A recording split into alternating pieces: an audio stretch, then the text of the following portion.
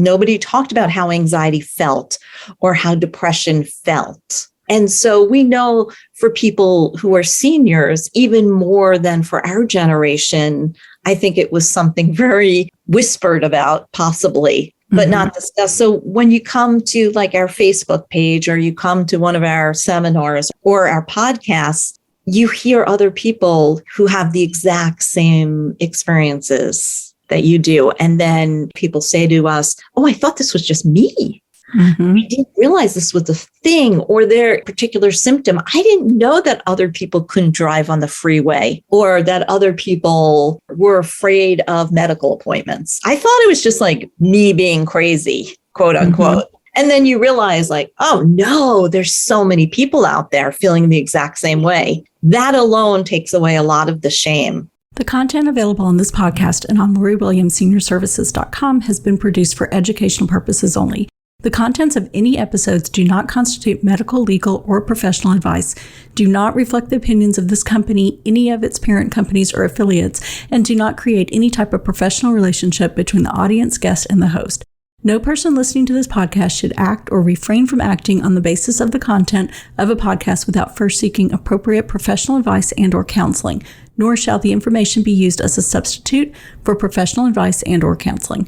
Lori Williams Senior Services, LLC expressly denies any and all liability relating to any actions taken or not taken based on any or all contents of this podcast. Welcome to Aging in Style with me, Lori Williams. I'm an optimist by nature, and I believe you can follow your dreams at any age. My grandmother's journey with dementia ignited a passion in me to work with seniors. I've spent the past 13 years learning about seniors and aging. In my mid-50s, I followed my own dream and founded my company, where I use my expertise to help seniors locate housing and resources. On this podcast, we cover all aspects of aging. Join us each week to meet senior living experts and inspirational seniors who are following their dreams. The fact is, we're all aging, so why not do it in style? Hi, welcome to today's episode of Aging in Style. Today, we are talking about a topic that affects so many people, no matter what your age, whether you are a preteen, a teen, middle-aged, older person, it affects all of us, and it's anxiety. And we have two amazing guests on today. They actually wrote the book, The Anxiety Sisters. They are the Anxiety Sisters, and their names are Abbe Greenberg and Maggie Sarachek. They are trained counselors, mental health advocates, researchers, educators, writers, and longtime anxiety sufferers. In 2017, they launched their online community, which now includes more than 220,000 people in 200 plus countries and territories. That's amazing. Together, the Anxiety Sisters write an award-winning blog and host a podcast called The Spin Cycle. Having learned to live happily with anxiety, they spend their time coaching anxiety sufferers and conducting workshops and retreats all over the U.S. Their new book, The Anxiety Sisters Survival Guide, was released by Penguin Random House in September of 2021. So welcome. Thank you for joining us today. Oh, we're delighted to be here. Thanks for having us. Sure. So why don't we just get started? How did you become the Anxiety Sisters?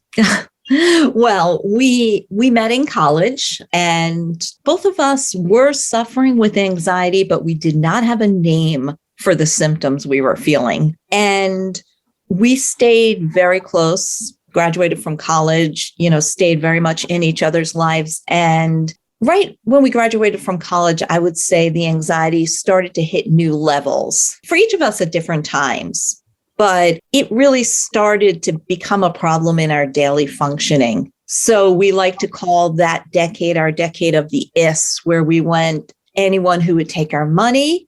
We went to see you, the neurologists, the psychiatrists, the past life regressionists, the acupuncture, the aromatherapist, whoever was around and wanted to take some money. And a lot of these people were very helpful for us. And we started to understand a little bit more that we had anxiety.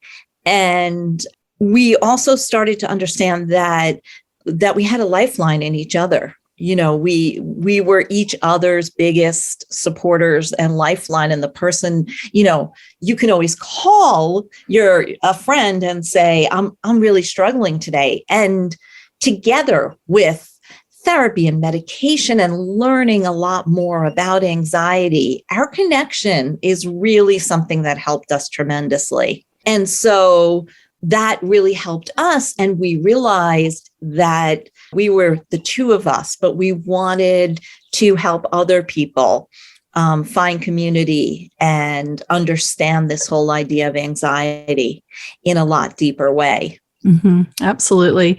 And I know there's generalized anxiety, right? And then there's like a situational anxiety. So like, can you kind of speak to that a little bit, the different types of anxiety? Sure. There's a lot Yeah. on the anxiety spectrum. Mags and I think of it as a continuum. Mm-hmm. So, if you're a human being, you've had anxiety, right? It's part Absolutely. of the human experience. Pretty much everybody knows what it feels like to have those butterflies in your stomach, or even a lot of us now are unfortunate enough to understand a panic attack. But you can have a panic attack once or twice just being a human being and not necessarily being an anxiety sufferer. So there's a continuum. You can have mild anxiety.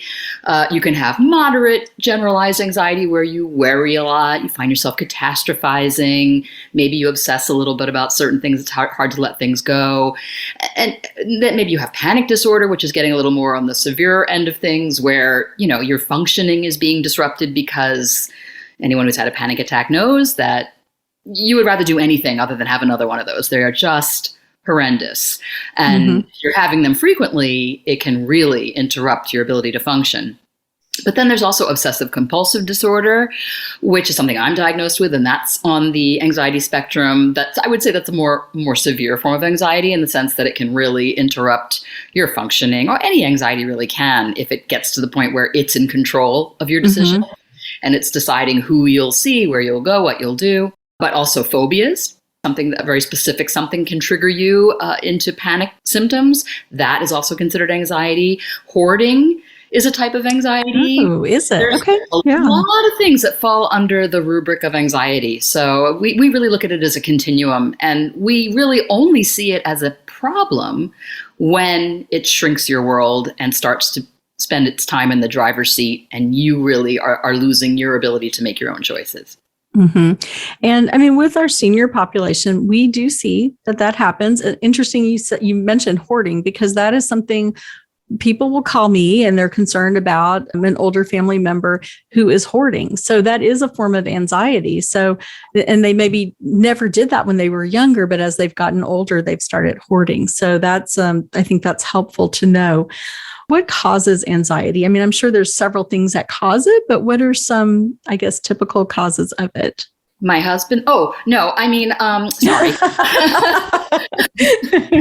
That's just today. Normally I cause an anxiety. Children. Yeah. We always say anxiety is inherited. You get it from your kids. In terms of biologically or using neuroscience, anxiety is triggered in your brain.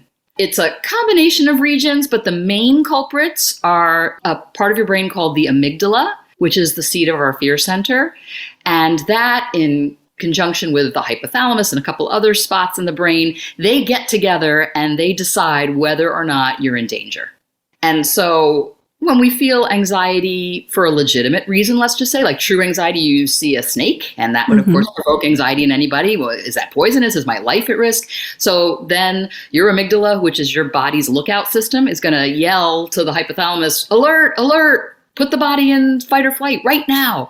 And so that's when we get signals sent to our adrenal glands to send off the adrenaline and the cortisol, and our digestion shuts down, and our big muscle groups start to get blood pumped to them to get ready to flee or fight an enemy. Everything happens in pursuit of survival. And so that stress response, that fight or flight, is the biological cause of anxiety. But anxiety can be caused by any number of things. I mean, we wrote a chapter, and there were probably at least 30 or 35 things listed in that chapter. We always say that trying to figure out exactly what caused your anxiety may be a bit like standing in an anthill and wondering which one bit you. Because, I mean, your hormone changes, if you're a woman particularly, can cause anxiety. So that happens in all the different age stages of life when your hormones are in flux. Medications we take can cause our anxiety. Dementia can cause anxiety. Being isolated can cause anxiety. There's just so many. Genetics can cause anxiety. There's so many, many things. Definitely grief and loss. Absolutely. losing either people close to you, friends, family, but also losing your capacity to be as independent as you once were can be a very anxiety provoking experience. And because we talk so little about the process of aging and both the good things and the really difficult things, we really don't talk about it publicly very much. I think that sense of sometimes shame with the aging process, I think the sense of not always understanding what's happening to us or what's happening to people that we love, all of that can really contribute to the anxiety that we start to get.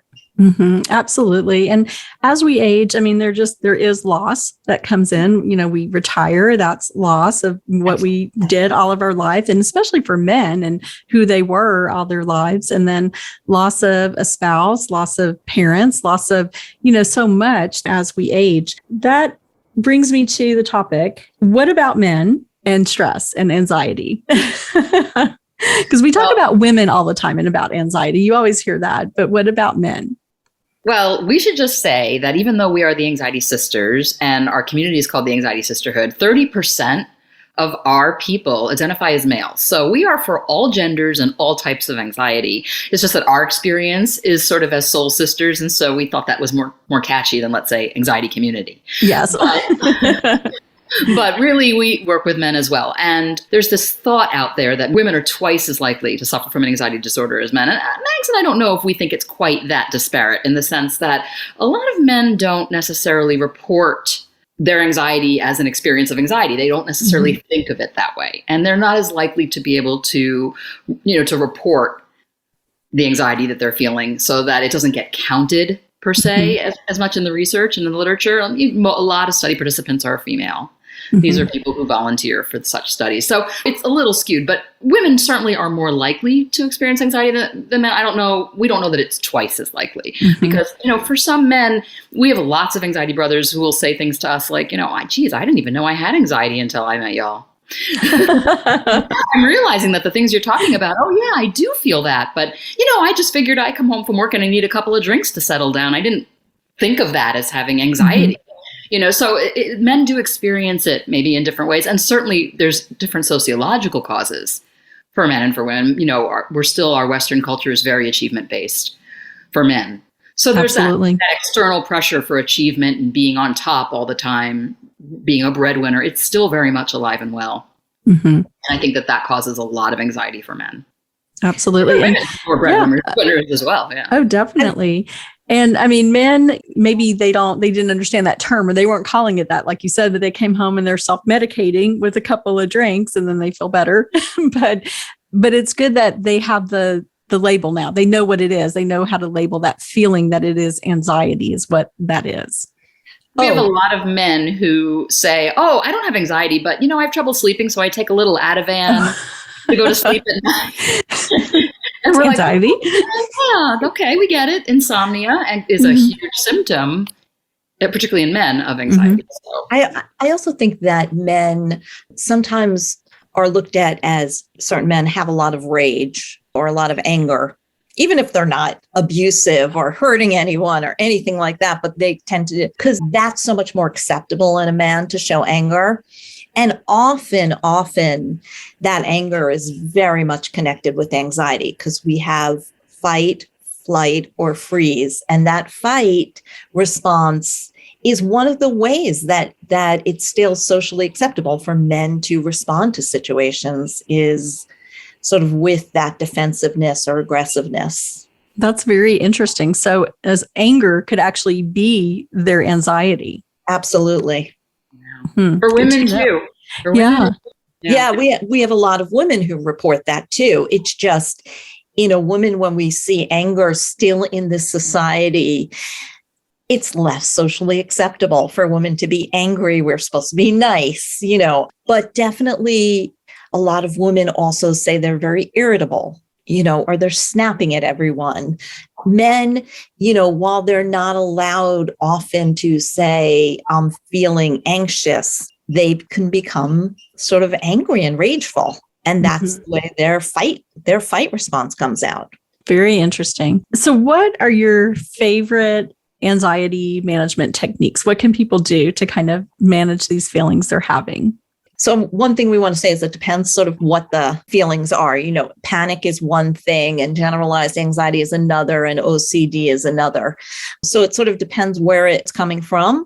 But one thing for people who have panic is that on our website, we have a panic button. And it's on the top of the website, and it's Abbe. Basically, you press it and Abbe kind of talks you through your panic attack. Oh, that's cool. Recording. And we don't know who presses it. We just know it's pressed about 1,500 times a week. Is that right? It's pressed quite a lot. Most of the time by me. Yeah. My teenagers press it.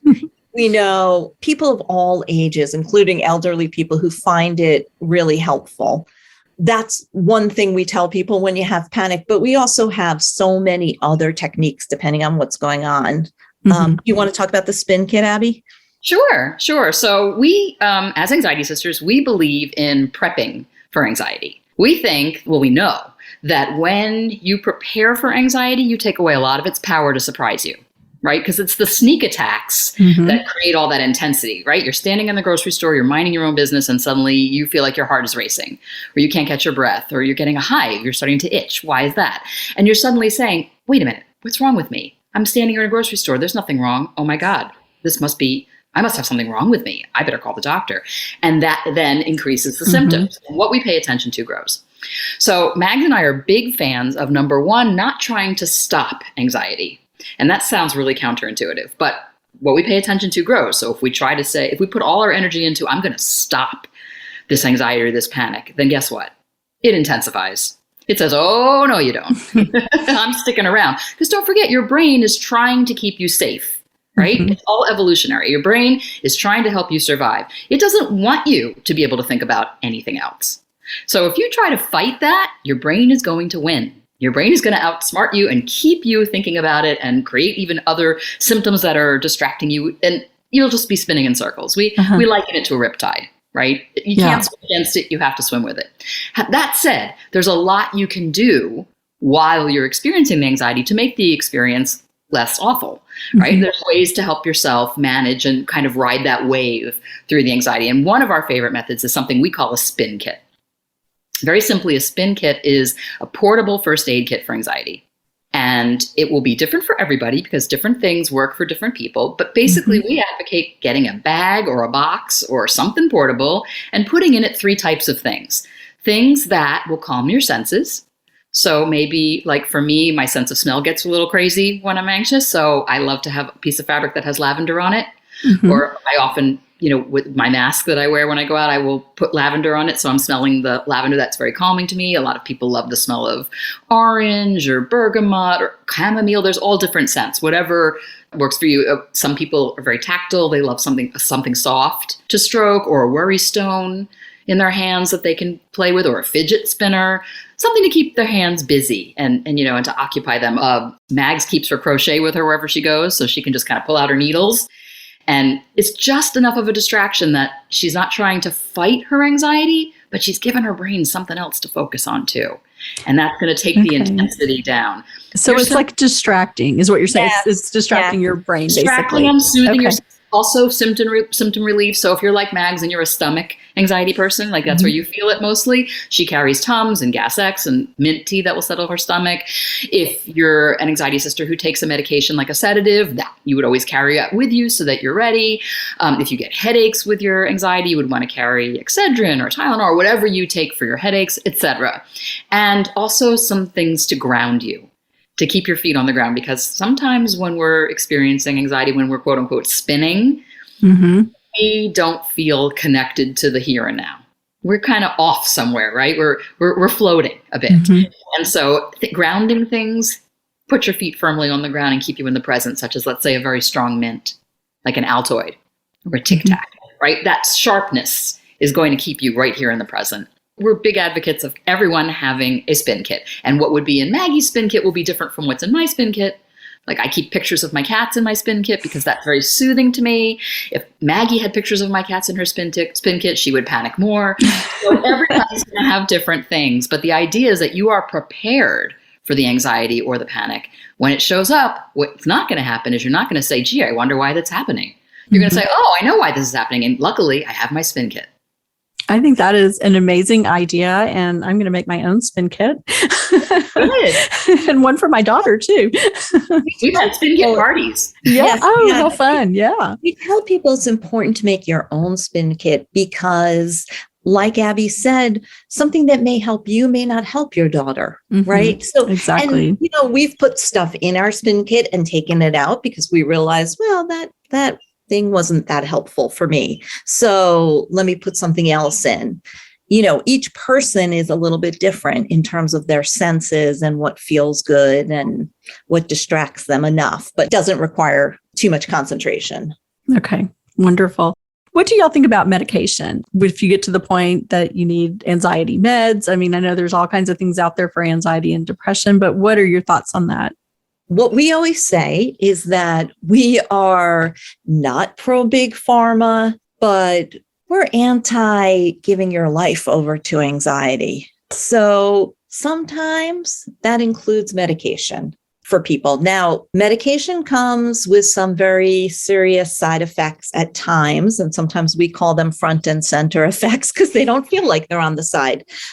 We both take an SSRI. We've both at different times have taken benzodiazepines, other kinds of medication. I think the thing that we think about medication is that know what you're taking, know the interactions, especially as you get older with other types of medications. We've run into more than one person who was on a medication and didn't realize that their antidepressant, their SSRI, could interact with it, and their doctor didn't catch it either. So, we have a lot of things to be aware of and a lot of questions to ask your doctor. So don't let someone just sort of throw you a prescription and say, try this. Like you want to know what that is, why they're giving this to you, and all these possible effects, especially when you have other health concerns too. Mm-hmm. I think that's really good advice. And I know in reading through your book, you mentioned some different ways. And I've had people talk about different things like acupuncture, meditation. And I feel like some things work for different people. And for me, Yes. meditation works very well for me to kind of calm my anxiety, but it, may not work for my daughter or for someone else. So are there other techniques like that you advise or can recommend? When Mags and I set out to write a book, we said that we were going to write a book that was not prescriptive. Because when we were looking for help in the bookstore, and that's the first place we went, we got a little panicky because a lot of the books on the market, who are written by really smart folks, are very should-oriented. They tell you what you should be doing or you shouldn't be doing. And coming from the sufferer's perspective, that can feel a little bit shaming. Mm-hmm. And that's another, I just want to add to Maggie's statement about the medication. We don't believe anyone should be shamed for their treatment. Whatever Absolutely treatment not. they are using to make their life better so that they have agency and they can make their own decisions. If it's medication, fantastic. If it's not medication, fantastic. Whatever works. But when we set out to write a book, we know one size doesn't fit all. I remember I had panic disorder. And one of the books I picked up said, number one, under no circumstances should you take medication. Well, I have to say, and Mags also agrees with me, having had quite a few panic attacks herself, that if you have panic disorder where they are showing up all the time, like on a daily basis, it's impressive if you can manage to work that out without any medication, even on a temporary basis. Because that, to start using techniques like meditation, you can't do it if you're in the middle of a panic attack. You have to have some way of getting out of that cycle. For me, that required medication. And then I was able to start using other techniques. But, hearing someone say you shouldn't be taking medication, my first thought was, oh, I'm screwing up. I'm taking medication to try to control my panic. Clearly, I'm not doing it right. And Max and I say, you can live very happily with anxiety, just not with blame and shame. Mm-hmm. So we literally have hundreds of techniques in the book because one size doesn't fit all. It might not even fit the same person 2 days in a row. So yes, we believe in meditation, we believe in breathing, we believe in acupuncture, but also Tai Chi and walking in nature and communing with animals and gardening and floating therapy and Himalayan salt lamps for some people are really helpful. I mean, in other words, there's so much that you can do to help manage your anxiety. We don't want ever to say, this is what you should do, or here's the thing that's going to work for everybody, because we just don't believe that's true. Mm-hmm. I think that's excellent.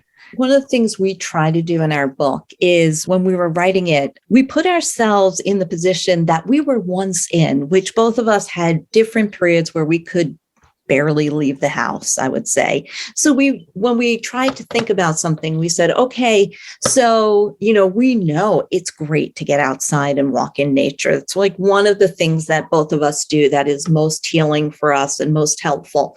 But when we couldn't get out of the house, that walk in nature seems very nice, but it's not something you're going to be doing. So what else can someone do in that situation? Well, they can bring plants into the house. They can have plants in their house. That gives you some of that. You can have pictures of nature, believe it or not, or look out your window at nature. The research has shown so many different things you can do depending on what level you are at with your anxiety. So that's really important to us too, because we know there's economic restrictions, there's physical restrictions, there's, transportation restrictions. So we have things you can do right now for yourself, or things, that if you are able to, you can go and try. Mm-hmm. I think those are great tips, especially if we, have a homebound senior who, Yes. Maybe they're bedridden, or maybe they just they can't leave the house. They don't have transportation or vision issues, anything like that. But you can do those things, like you said, have a plant, maybe aromatherapy, pictures, any other things you can think of for our seniors. So many. We have so many techniques from, different small breathing techniques. Now, some people we know, when I was at the height of my panic, any kind of breathing technique made me hyperventilate. So we're not saying that's good for everyone, but we have things you can do with water, putting it on your forearms or your wrists. Cold water is often incredibly helpful for panic. So we have that level of ideas that, crochet, a lot of people like to, or doing crafts.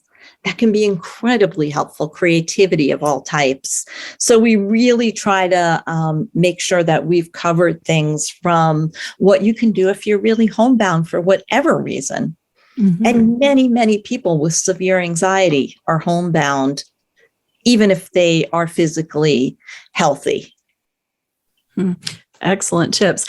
Okay. I love your book and I love how it's written. It's very easy to read. And I haven't read every page of it, but I was just, kind of scanning through because I just got the book and it's my goal is to read it this weekend because I saw so many helpful tips for myself, for my daughter.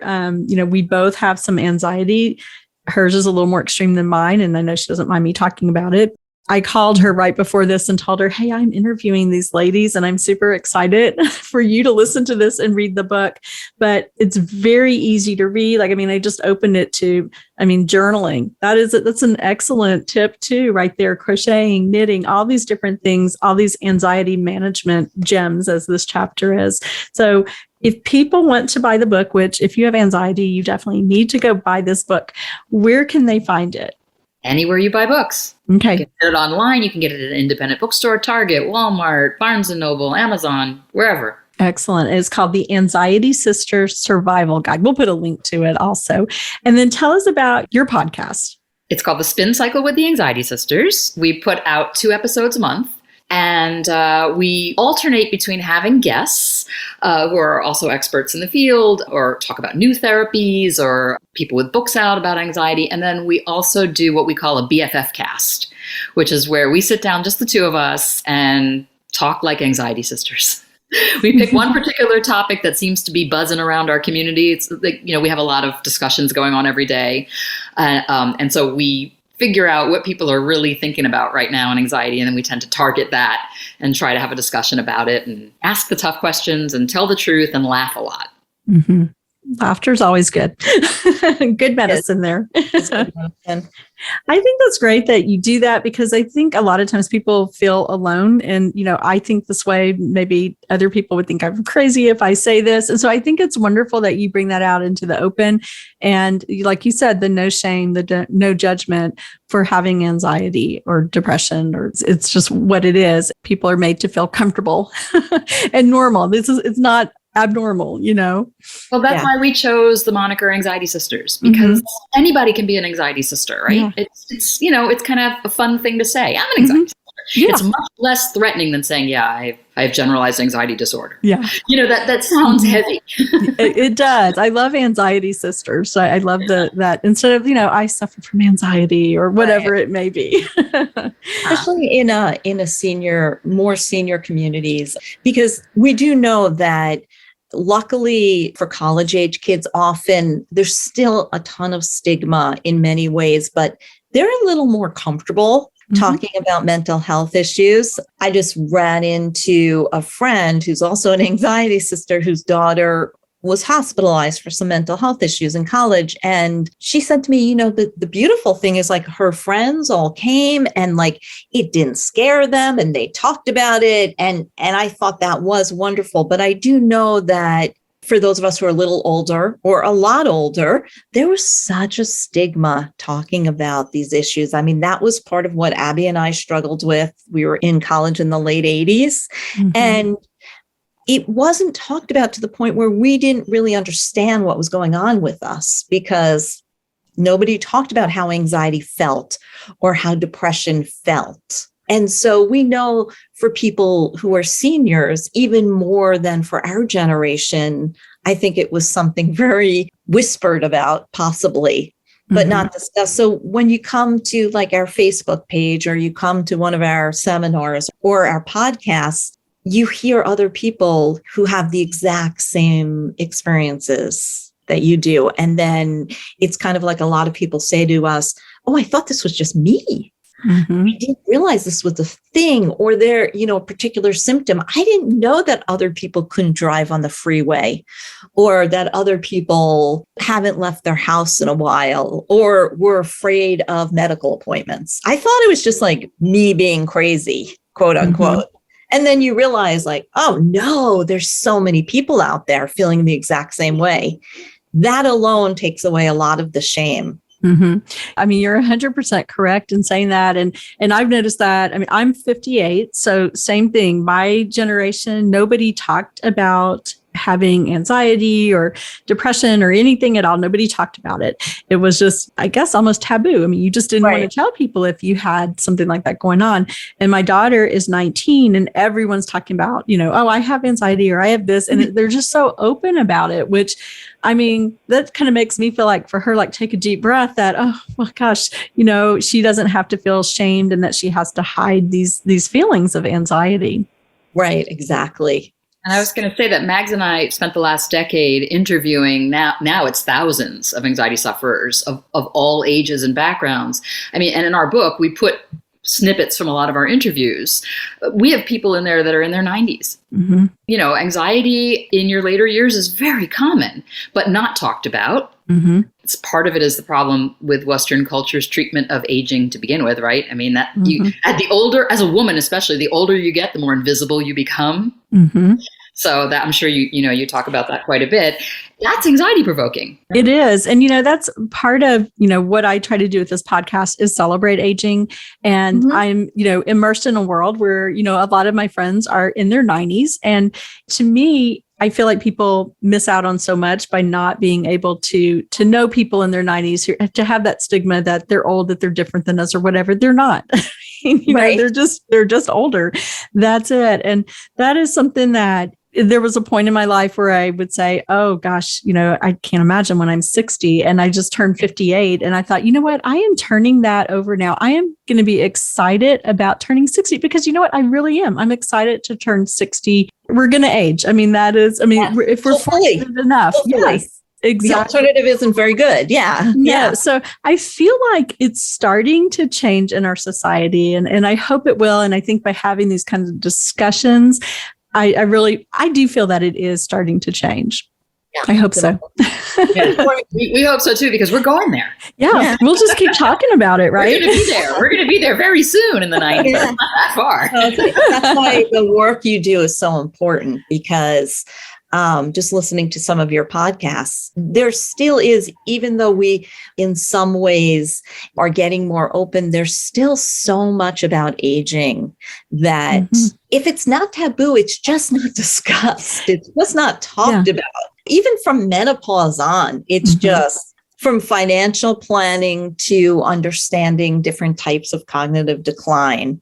I have someone in my family who's dealing with, we don't know if it's Alzheimer's or another type of dementia, but other people in my family do not understand it at all and sort of see it more as a choice than something happening. And so, and I think that's part because like they don't have the knowledge of dementia 101, you know, so I think when I do try to explain things to them, it really helps.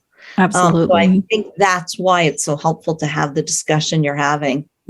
I completely agree. And it's just, people are scared of what they don't know. You know, they don't know what's going to happen when you age. And of course, nobody wants to have dementia. It doesn't mean just as we get older, we're going to get dementia, but it's a possibility. But I think to have these open and honest discussions about it and why it's making us feel anxious maybe about aging definitely helps. And I want people to know that just because you are 60, 70, 80, 90, whatever age you are, that it doesn't mean that you no longer have purpose. You have purpose at any age. And I feel like younger generations don't understand that or don't know that, don't value seniors in our culture. And that is what I hope ultimately is changing. I feel like it is, but I don't know for me, because I'm so close to it. I'm so immersed in the senior world. So it's hard to say, but I hope that it is changing. I think sometimes what happens, I talked to Abbe about this. Sometimes all of the stuff about movement and exercise and eating well, it's all so important. But I think certain people tend to think like, oh, if I do all these things, I will not age. My number will go up, but I will not age. And it's understanding that, certain body changes and certain changes are going to happen to all of us. Absolutely. And that there's ways to manage and adjust and ways to feel good. And, but they're going to happen. And it's sort of like, it's sort of similar to anxiety in certain senses, because I think often there's this idea, if I just do this, this, and this, I won't be anxious. And we always say that's just not practical, in life. Like anxiety is an important emotion. It's one of our emotions and it's really important. Now, some of us have anxiety disorders and others don't, but Abbe and I always say we sort of know what to do with our anxiety right now by this time pretty well, how to manage it, but we're wired anxiously. So like we're going to have some anxious times. That is how we are wired. And it's more about really understanding it, just like with aging, that helps with the management and the planning and everything else. And trying to retain as much agency as you can in any given situation. I mean, that we try to teach people with anxiety to not sort of succumb to the notion that, that's it, I'm anxious, so I can't do these things. So, and the same thing, we don't want someone to say, well, I'm 80, so I shouldn't be doing these things. I mean, my father is meeting me in Europe in 3 weeks. He's in his 80s, and he's meeting me in Europe for 3 weeks to check around. You can't tell that man that he's in his 80s because he doesn't feel like it. He, and he has physical stuff. He has things he has to deal with, but he doesn't have the mindset of my age is a limitation. And Max and I tell people, your anxiety does not limit you. It gives you a superpower in certain ways because you're really a sensitive person and you really have an intuitive connection that not everyone has. That should be paid attention to. It's the same thing with connection. We always say one of the most important things we talk about in our book is really this idea that connection is one of the ways that you can really manage your anxiety. And that is, something Abbe and I were talking about this morning with aging, how important that piece is that you have connection and community. That makes all the difference. It really does. You're so correct. So connection. And I love what you said, Abbe, about it being a superpower. I think that's a really positive way to put it. And I like that a lot. Well, don't you think there's a lot of superpowers to being older too? I do. have to say, the older I get, the worse my body feels, true. But the more wisdom I really feel like I have, and the more understanding of humanity, like of the deeper issues I could not have possibly understood in my younger years. And I'm grateful for that. It's like, yeah, I wish that, I wish that certain body parts stayed a little perkier, but you can't have everything. No, I agree with you there. And also with aging, things that when you were younger that you would think, oh, I don't want to say that, or I don't want to do that. I'll be embarrassed, or I don't, you don't think that anymore. You're just like, this is who I am, like it or not, it's just you're more sure of yourself and more comfortable in your skin. Yeah. And I just think there's so much to be gained. I mean, some of the best conversations Maggie and I have been with people that are older than us, who had a lot of wisdom to offer and a lot of life experience to share. And we do need to celebrate that in this culture. It's not celebrated, and it needs to be. It does. Absolutely. And that is my goal. Yeah. Thank you for the work you do to do that. It's really important. Thank you. And thank you so much for taking your journey and all that you've learned along the way and putting it together in the book and putting it with your community and helping so many others. You're helping so many people with this. So I just think it's amazing what you've done and shared your experience. Thank you so much. That's really You're so welcome. I could talk to you both all day long. We can talk to you. I know. We need to wrap it up though, but I just want to make sure people know where to find you. So you're on Facebook, right? And it's, I'm guessing, Anxiety Sisters. Anxiety Sisters. We're quite easy to find. Okay. And your website too? The website? www.anxietysisters.com. We're on Instagram. What are we at? Anxiety Sisters? At the Anxiety Sisters. I'm sorry. Okay. At the Anxiety Sisters. And you can email us. We answer all our emails at absandmags@anxietysisters.com. But you can go to our website. Every single email we get. It takes a few days, but we answer every email. So please, any questions you might have, thoughts, comments, we're interested. Okay. Wonderful. Well, we will put all the information with the podcast when we put it out, and then I'll also have it on my website so people can find you. And my website is LoriWilliams-seniorservices.com.